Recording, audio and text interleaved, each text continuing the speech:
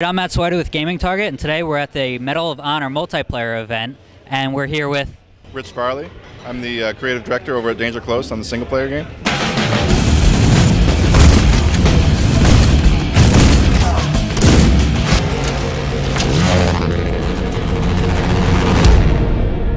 Afghanistan. It's a little more realistic. Can you tell us what went into that, and military advisors that you had? Sure.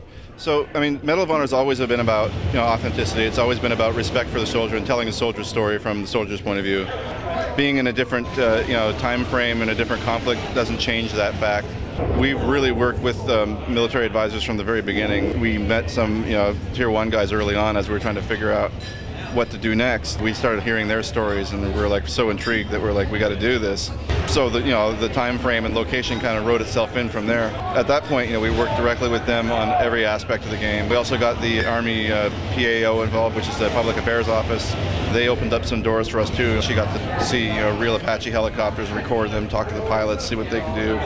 Our operators are there looking at the game and telling us how to hold a pistol properly and telling us what the inside of a hut would look like in Afghanistan. Anything and everything you can think of to really add that layer of authenticity to the game. But what about the campaign missions themselves? What are you doing throughout the game? So it's a fictional story, based on stories we've heard from our guys and stories we've read. It's basically we've constructed a military operation from the very beginning of gathering the intelligence to the end of finally getting everybody out of the area of operation and back to base. You play as 4 different characters in the game. Each one plays a different role in this grand operation, and you kind of move back and forth between these characters. So you're a ranger, you're a Tier 1 operator in the Navy element, you're a Tier 1 operator in the Army element, and you also play as an Apache gunner. You basically move through the story as each one of these guys, and you're with your squad mates and doing whatever that group is doing in that mission. What are some of the cities that you visit or villages? Can you name any? Well, they're sort of like our fictionalized versions of them. We have Bagram. You're in a place called Gardez, which is an actual medium-sized city. And that's pretty much it for like urban areas. You spend a lot of the time at various levels in from like the valley level, which is kind of like the rocky, deserty stuff that you've seen today in single-player stuff. And as you go up, it becomes more alpine. You get more trees, and at some points, it's actually you're got a lot of snow and wind blowing around and that kind of stuff as you get higher up in the mountains. Right. You mentioned that how it's fictional and at the same time authentic.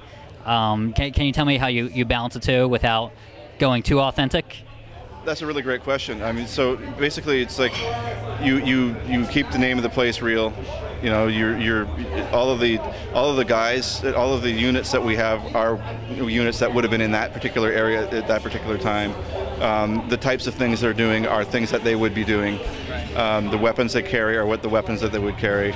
The uniforms are heavily researched.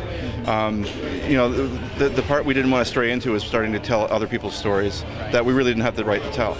And that's just really out of respect for those soldiers, respect for their families, and respect for the material.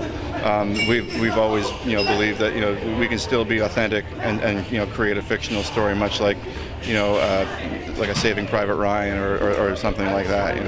Okay. When does the combat begin?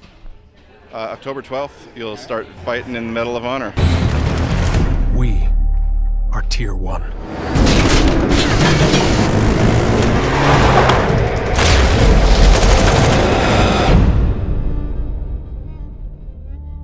Man, they really worked him over. Think he's gonna make it? Get down!